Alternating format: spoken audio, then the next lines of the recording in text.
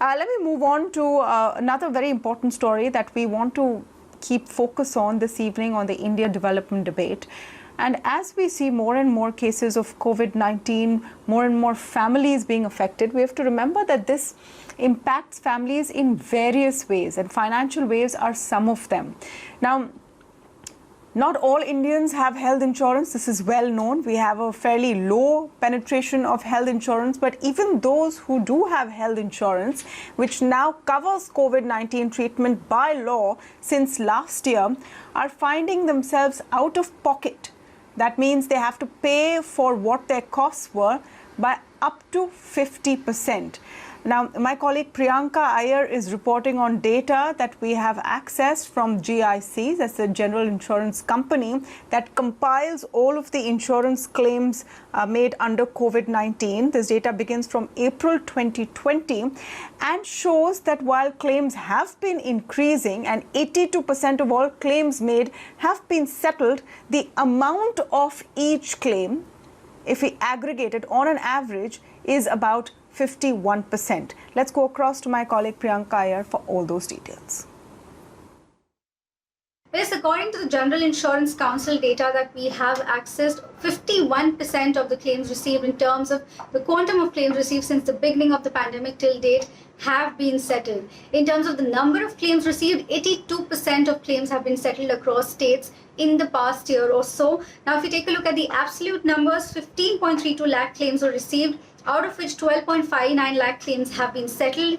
In terms of the quantum, 23,700 crores worth of claims were received, of which claims were 12,133 crores have been settled. So, the out-of-pocket ratio here comes at around 49%. And if you take a look at the top 5 states as well, the quantum is similar. The top 5 states in terms of the reported claims amount are Maharashtra, Gujarat, Tamil Nadu, Karnataka, Telangana. And in that, the out-of-pocket ratio ranges anywhere between 43% to 56% for COVID-19 patients who have accessed their health insurance schemes. Of course, the reason for this is also because a lot of things are not covered in the fine print of these health insurance schemes, making the out-of-pocket contribution from the customers much higher. And all of this is coming at a time when health insurance claims are rising sharply compared to last year because of the second wave, of course. Companies have seen a rise in terms of the COVID-related products as well, non-COVID products as well, and anywhere between 5 to 15% of a spike has come in comparison to April last year and April this year is what we have picked up from people within the industry. And even in comparison to the month of January, there has been quite a spike.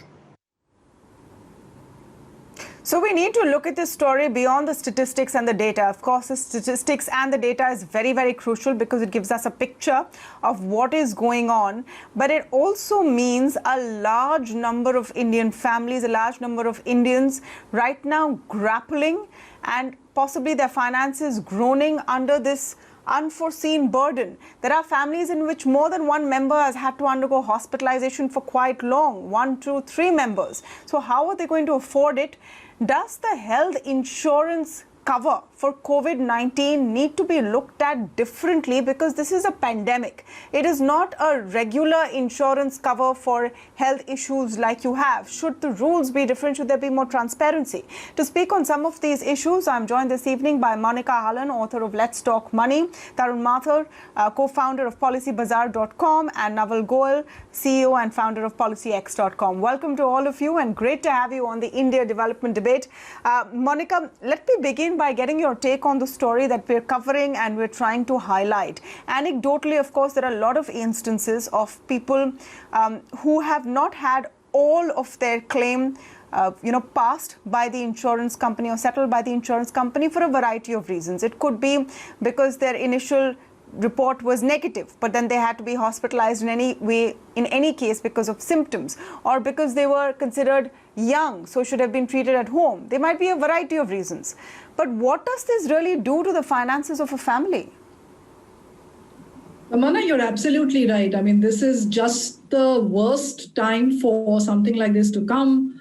Incomes are under pressure and there are large medical expenses at hand. And when your insurance policy doesn't pay, it's a double whammy.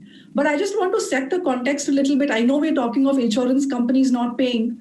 And I mean, we can go on about what is wrong with the insurance policies, about deductibles, about copay, all of that we can talk about. But I think it is fair and square to also, talk about the rest of the problem. So insurance is only half of the problem. The service provider is the hospital. And, the insurance sector is actually a regulated sector, but the hospitals are, other than the license, are actually unregulated. So there is no regulation on costs, on standardizations, on processes. So you can have hospitals pad up costs, and that has actually happened. And I will give you a small example. If there's a PPE kit being worn by the medical staff, and that staff is in the ICU, and there are 10 patients there, insurance firms have actually found the hospital charging each of the 10 patients separately for the same PPE kit. Right, so there are instances can go on and on the hospitals padding up these costs. Now, this has been a terrible time. Doctors, nurses, medical staff have done fantastic work. They have, really taken the healthcare work to another level. But this is really the management of the hospitals, the business that there is, where this padding of costs is being refused by insurance companies. And as individuals, you and I have no option. There is a large hospital. You don't want to mess up with the doctors who are going to save your life. And then there is this insurance company who's refusing to pay. So, we are between a rock and a hard place. And I just want to, carry this debate forward and say, we do need to look at a hospital regulator in India so that at least these costs can be standardized. We can talk about insurance as we go into the show, but I think we need to fairly look at where half of this problem. No, but I think you've set an interesting premise and a very important context to it. So the tussle most of the time is between what the hospital has billed and what the insurance company thinks is correct or incorrect. The question is, should the policy holder and their families suffer? Let me take this to you, Tarun Mathur, and your thoughts on 50% of the amount only being settled on an average. And of course, this will vary from state to state. This will vary from insurance company to insurance company. So this is a sort of broad picture number that we've inferred from that data that we talked about earlier. But it is still very alarming, isn't it? It's of course alarming. And, to go back to your question of, whether it's fair to the consumer, of course it's not. But, when you talk about out-of-pocket expenses, I think what Monika has said is absolutely 100% the correct, approach to the problem. That you've got one field which is regulated and the other which is not. So, discussion is not really erudite, is it?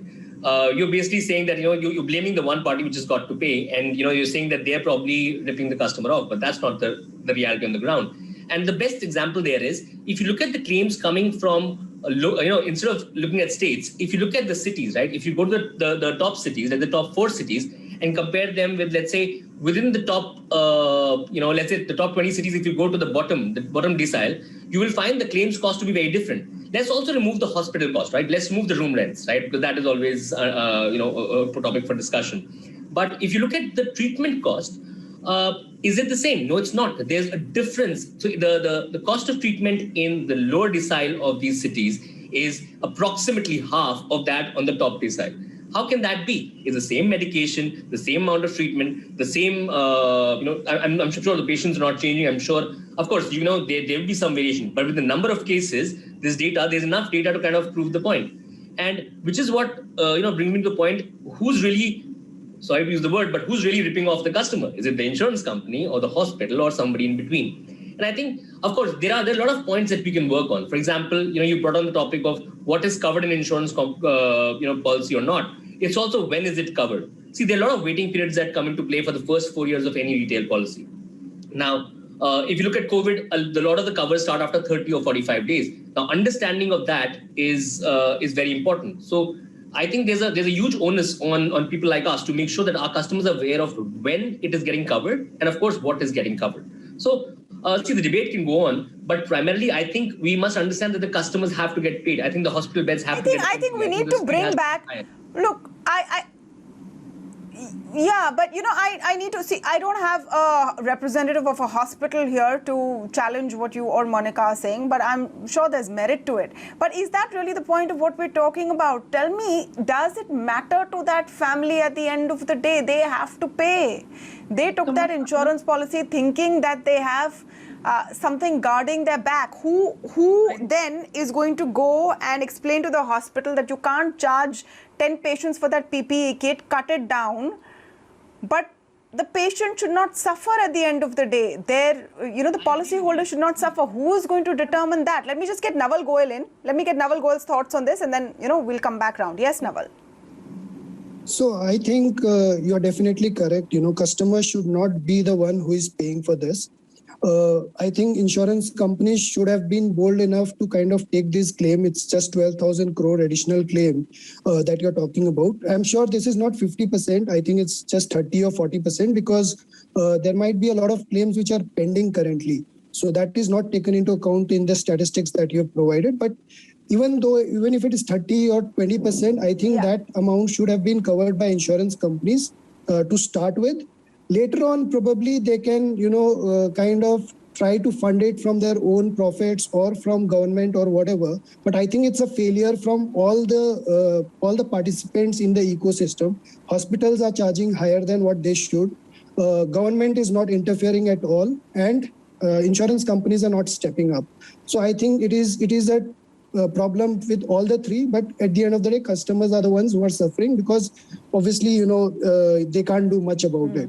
So I think here government needs to intervene. Maybe they should pocket some of the expenses, and also hospitals need to do a fair treatment for the customers. I think what they are doing, padding up with the costs, is totally immoral and unethical, and especially in this kind of a situation. So I think it's a failure of the overall system. So obviously price gouging is unethical. There is no doubt about it. I don't know about the 20-30% you're talking about, Naval. We are talking about the figures that we see, but I do take into account that there is a lag between claims and settlement, and that could account for a small differential.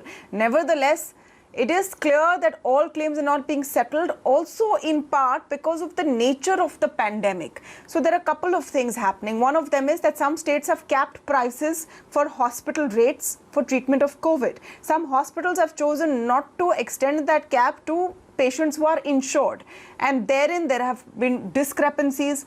Again, we were talking a few minutes ago about mycormycosis, which comes sometimes weeks after COVID-19 is treated.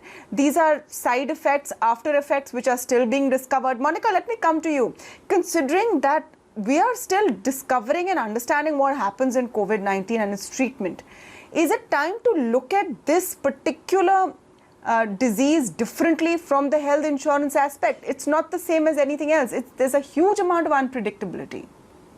And that is true for everybody. It is unprecedented for the hospitals.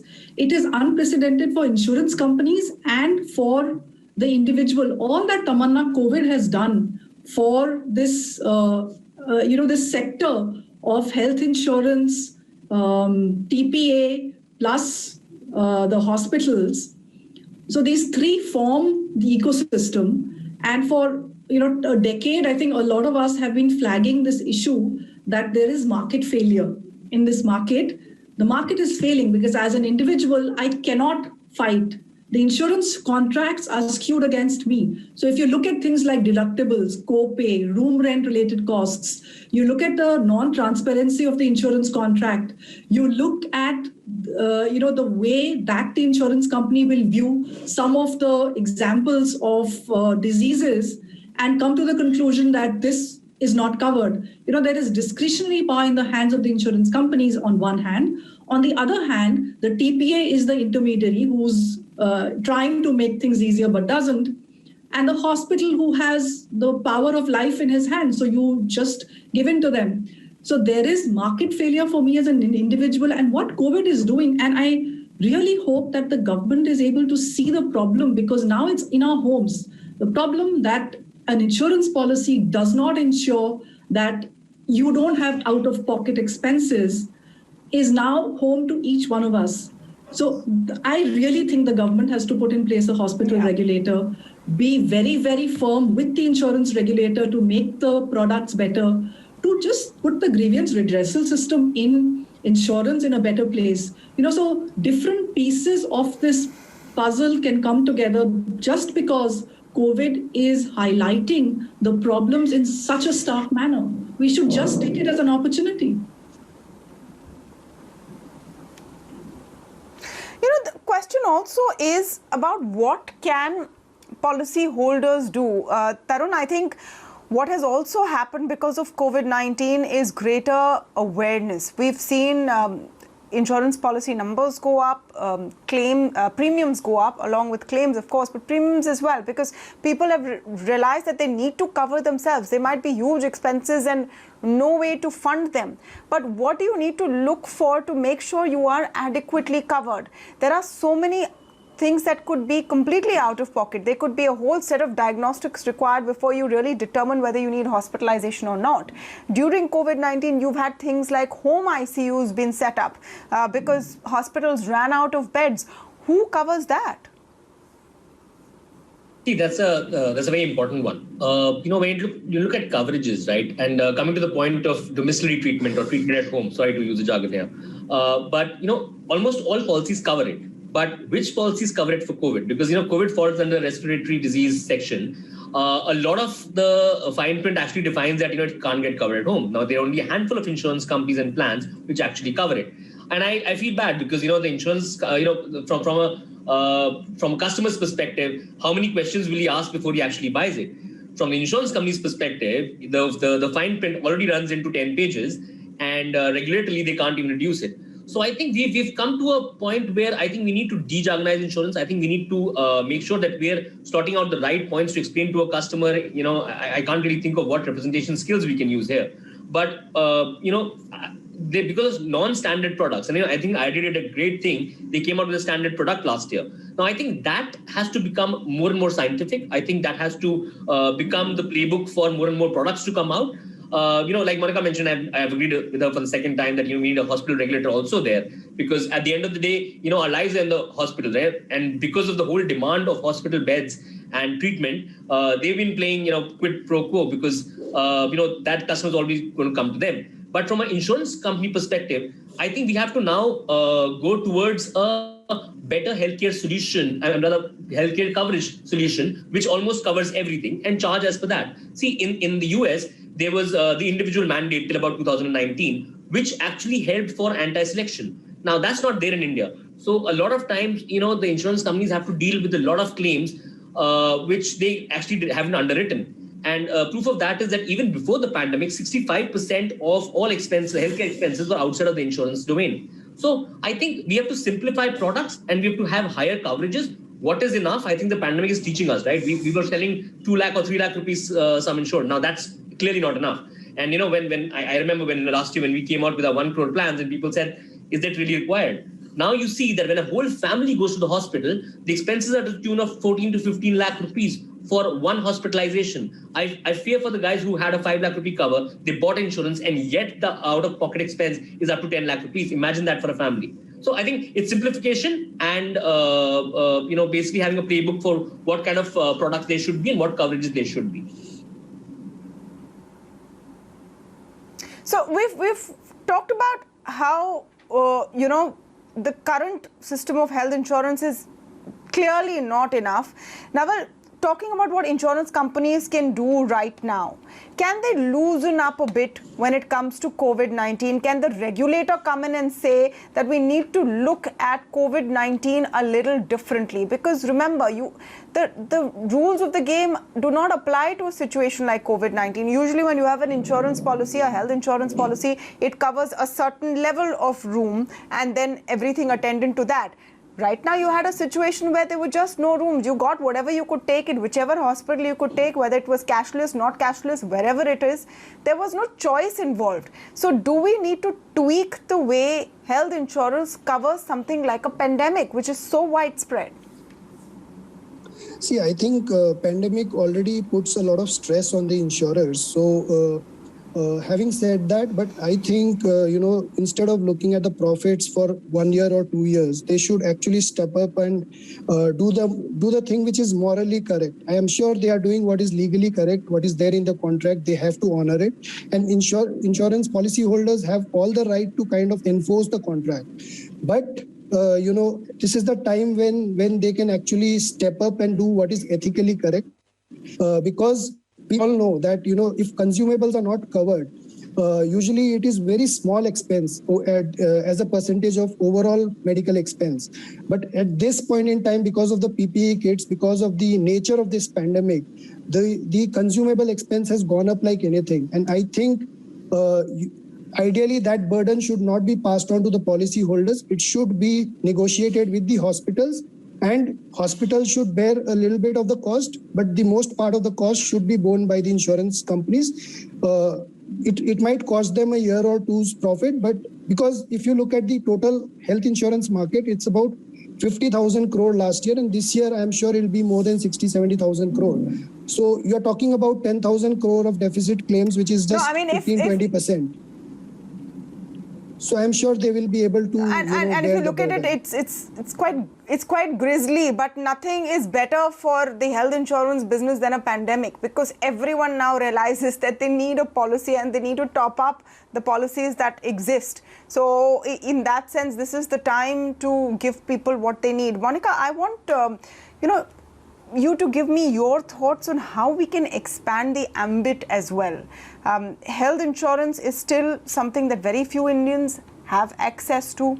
Clearly, with COVID-19 and a pandemic that's this widespread, one realizes that you need to be able to cover many, many, many more people. How can that be done? Tamanna, before I I'm going to take one moment and talk about what Naval was saying, that the insurance companies should take the hit. Yes, they should. But I think we should also look at some of the listed hospitals and see that the top line grew by a single digit and the bottom line in the same period grew by over 200%. Yes, we should apportion, and I hold no brief. I think my position with insurance companies is fairly well known, but we need to be fair in this situation. So if we are apportioning costs, we need to look at data available and see what happened to the bottom line, that it grew 200%, 230%, whereas your top line grew in a single digit. So I'm going to leave that point here, and I come back to your point of how do we expand health insurance.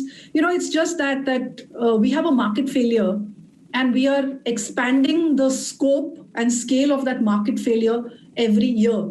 And again, as individuals, we have nowhere to go. We have to buy the health insurance. So all that I can tell people who are watching is, yes, you need to buy a medical cover. You need to do a few things on this. You need to figure out what your policy is actually covering. It is not something you decide over 1 day, 2 days. You do not get the agent to fill your form. You take a medical examination. You do not lie on that form. You understand the provisions of that policy. You have to ask a million questions before you actually buy that. But we don't know if that claim will be honored by the insurance company for a variety of reasons. We don't know how much of it they will pay. So you need to have your own emergency fund to take care at least of some of the expenses. Also, hospitals do not honor cashless many times. They want a cash deposit. So even if you have a 10 lakh, 20 lakh policy, you will end up depositing cash at the hospital counter. When your loved one is fighting life and death, you sell gold to get the money. You just put that money down. So you're in a distressed position. You have to prepare for this market, which is in market failure. And the fault is, of course, of the government, because you've allowed this market failure to happen. But the only thing that we can do as individuals is have the policy, be very careful of what I have, and have cash ready for when that emergency hits. I can pay at least part of what it costs.